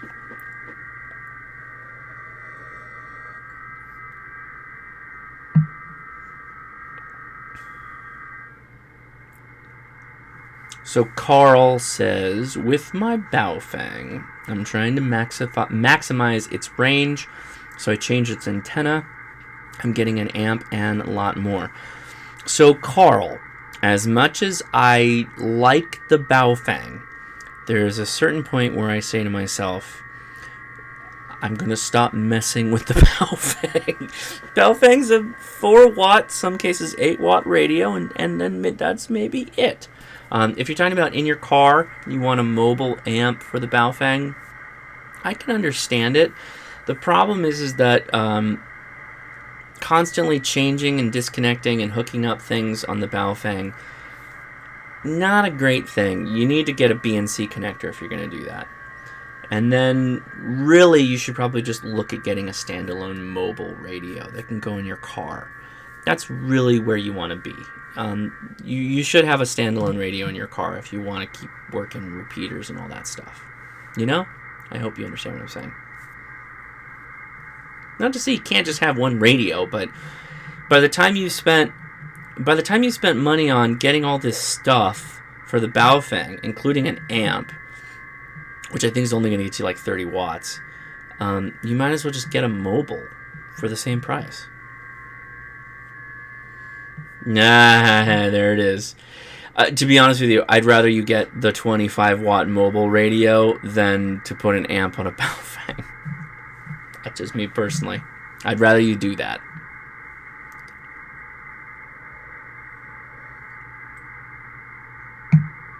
My first radio I liked before I bought one was the GD77. So the GD77 is getting a lot of really good reviews. People are really happy with it. It's the Radioddity DMR radio, right? I've been told by all of the admins on the Discord that it is the radio that I should get rid of all my DMR radios and just get that. It's inexpensive, easy to program, good radio.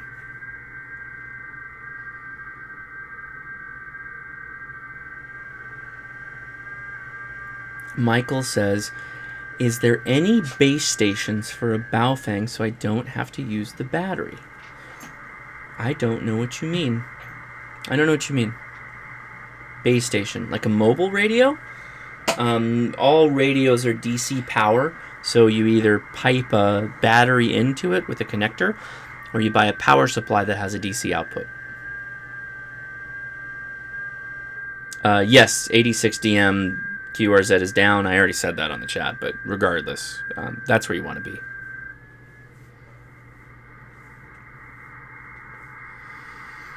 Well, this is...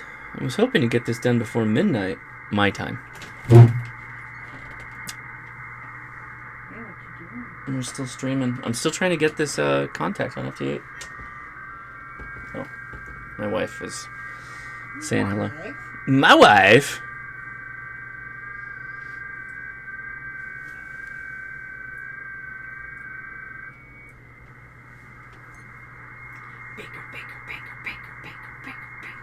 Oh, yeah. AD6DM, if you, for the reasons that you mentioned, you don't like DMR, you should look at the FT2DR by Yaesu.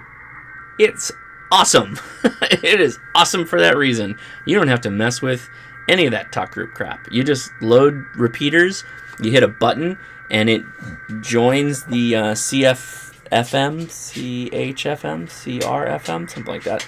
It joins that side of the repeater, and you can just hit whatever talk group you want to join. Very, very cool. That's a great radio. The APRS in that thing works perfectly. The GPS functions better than my D72, and the APRS works better. Love it. Charlie, you want to get out of here? No.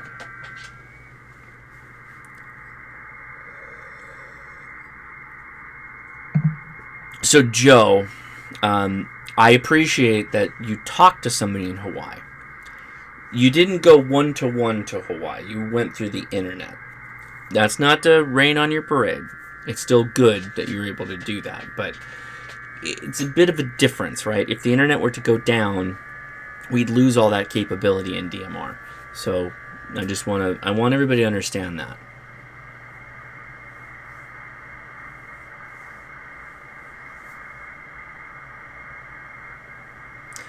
Okay, Michael was about the mobile Baofeng thing.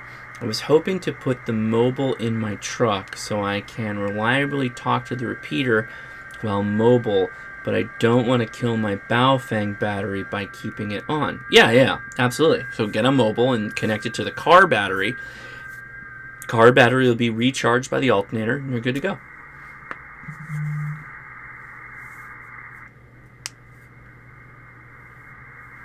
Carl asks, what is a good HT for survival or trekking in a remote location? Well, the Yaesu FT2DR. I have no affiliation with the Yaesu. I love that radio. It is now my everyday radio. I take it with me everywhere. I have it on all the time. I freaking love it. It is submersible somewhat. You can't just dunk it, but it's splash proof, splash resistant, I guess, is the term they use. Great. It's like a $400 radio though when you apply taxes. I get that. I get it. I appreciate that. A buttload of Baofengs would be my go-to survival radio if cost was a problem. And buy a waterproof bag and put it in the waterproof bag.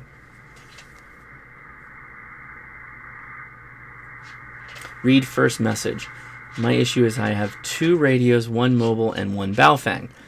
I only live 2 miles from the repeater, so the Baofeng can reliably hit it, and the mobile that is 70 watts max is overkill. So run the mobile on 10 watts.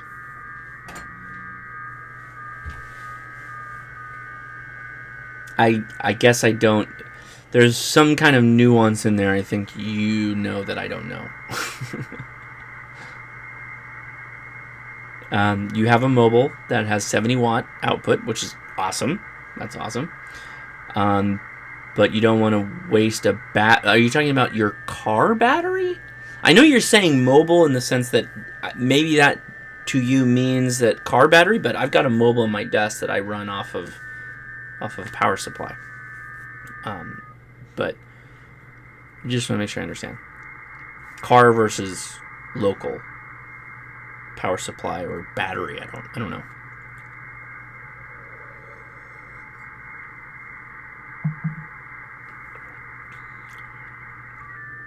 Well, this is going to be a long stream. How many people we got watching right now? If you're new to the stream, please give me a thumbs up.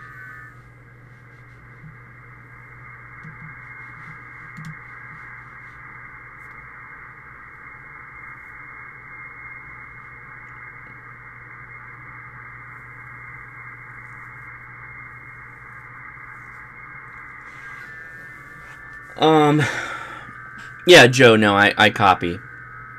Yeah, I appreciate you understand.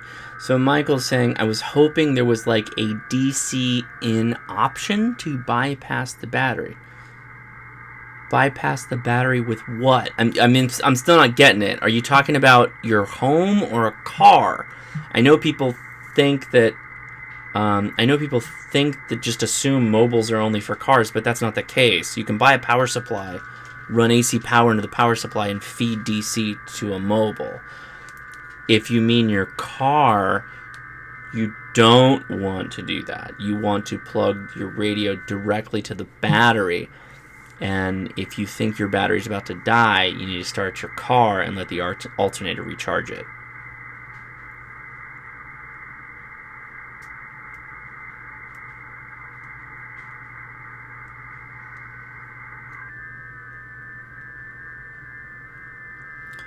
So Michael the Pyro is saying, okay, I want the higher capable power one in the truck.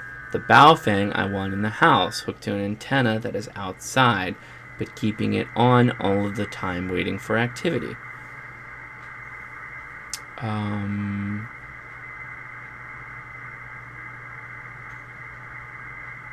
Yes. You are right, yes. Get another mobile radio and use that in the house. I mean, the reality is I'm thinking to myself, I'm like, well, you could just put the Baofeng in the cradle. Cradle will charge the battery, but no, I guess you could still do that. So just plug your Baofeng into whatever your home antenna is. Plug the Baofeng into the cradle. Cradle will keep the Baofeng charged. Baofeng can operate in receive mode while taking a charge off the cradle. I've heard people had issues with that, like they've burnt up radios doing that. Your mileage will vary. So he's saying, so I have a mobile radio station as my home base station running off an external car battery. Cool. So connect a trickle charger to the car battery and run your radio off the battery as well, off the same terminals. That's it. Or get a power supply. Get a AC to DC power supply. Or build one out of an old computer power supply.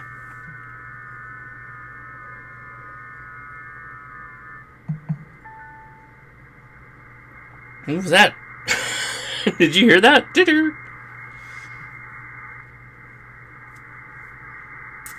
Well, we're going to end this at 12, no matter what happens. I was really hoping to make this contact, but people are acting like, no, -7 is just not possible. Somebody's saying, well, wait, ZL2CC. All right, ZL2CC. I got to look into this.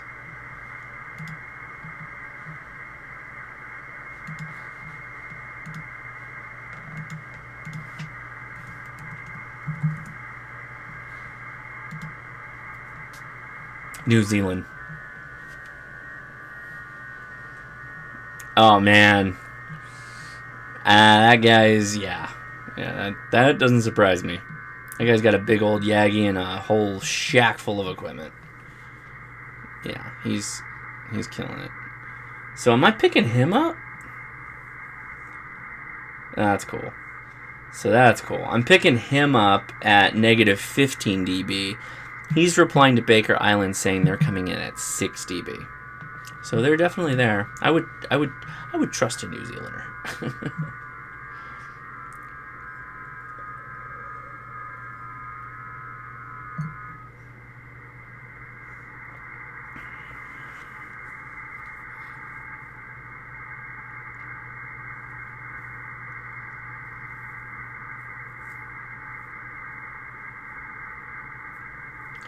Something you can think about, Michael, is, look for a cheap solar panel.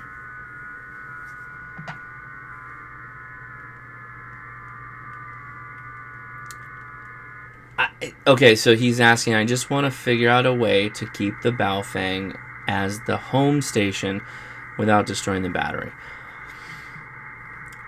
So, until you actually know that leaving the Baofeng on the charger while on will destroy the battery, I don't know that. I have no evidence to support that. I've left Baofengs on overnight on the charger and nothing's burnt up. I know you're talking about more than that, but I don't know. I guess I'm of the opinion that mobiles were meant to be left on, and Baofengs weren't made to be left on. So, I mean, if you want to stretch that out of a Baofeng, I'm not against it, but I just don't think that was its use case when it was designed. So I'm kind of like, see if you can find a cheap mobile and do it that way. HTs are supposed to be when you're like man portable, to me, right? Because you got a good antenna, right? You got a base station antenna. Hooking that up to a Baofeng is kind of like putting a V6 in a DeLorean. I know that's what he did, but it's kind of like, what did you do here?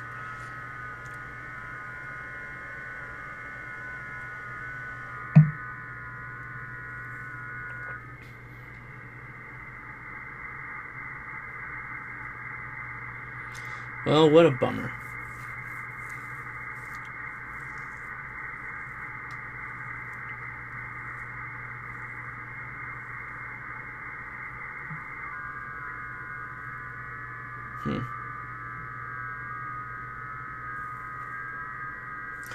So, I'm just not seeing them.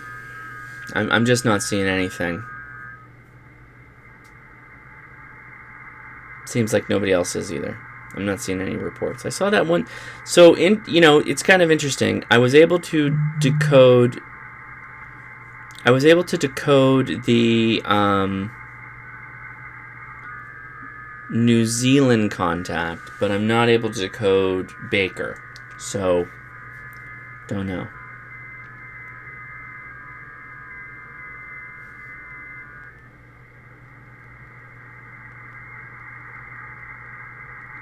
My wife texted me. I'm responding to her.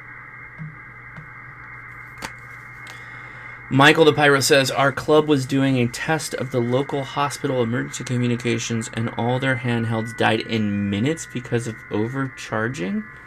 I think I'm just going to have to buy a crap battery to sacrifice. I need way more information than that. Are these like 10-year-old radios that have been on chargers like this whole time, and they took them off a charger that's been sitting on for years and it just died? Biker Bob, what's up, buddy? You came right towards the end of the stream, but appreciate you hopping on. Good to see you. I'm really curious. All their handheld batteries died in minutes. Super old batteries?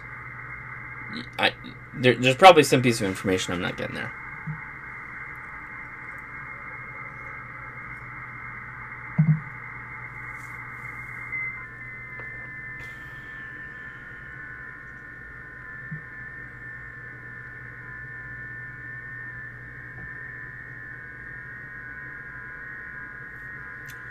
What a letdown.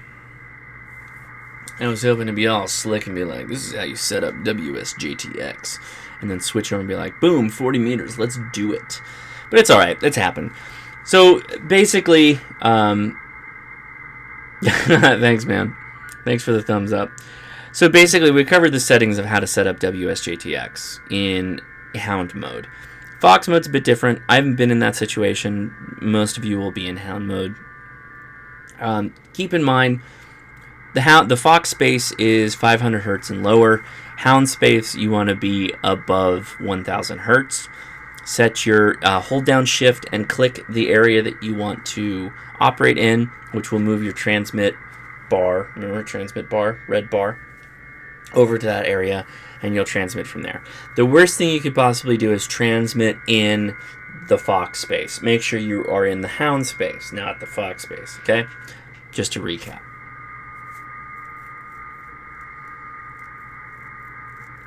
Michael the Pyro, Baofeng's left on charger over a year and not touched until the test. It was around 30 radios. That I believe.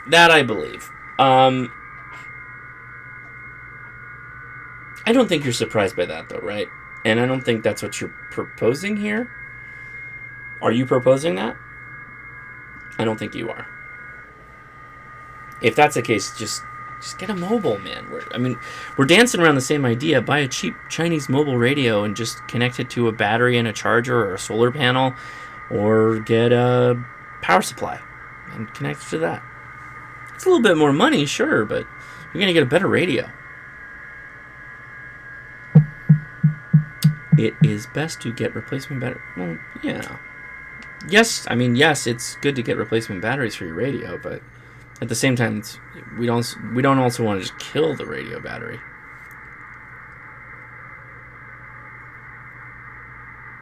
All right, well, we dove off the deep end a little bit there for everybody that made it through. I think I'm going to end it right now. It just doesn't look like it's going to happen. Propagation is just not opening up for me, which is sad because I wanted to do it. I wanted to get this contact online.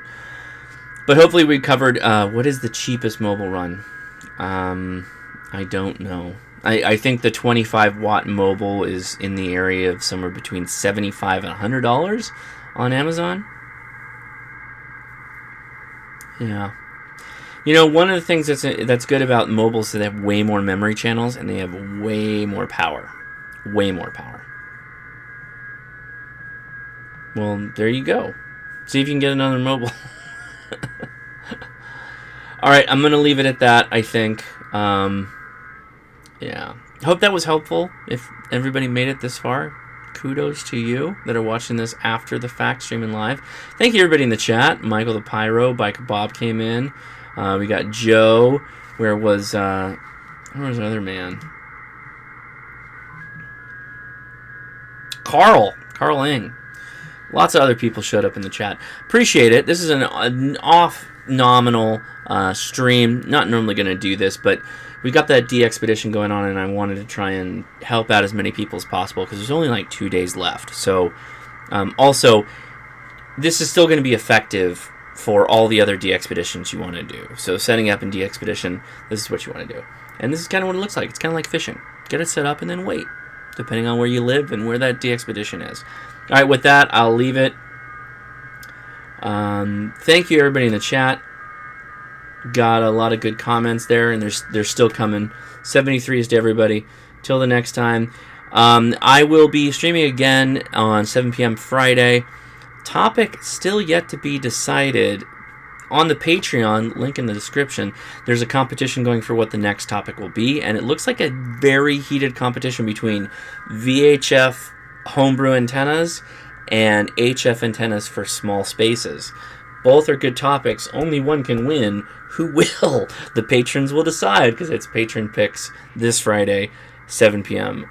at Friday. Well, I already said that. All right, that's going to do it. That's my cue to leave. All right, guys, take it easy. See ya.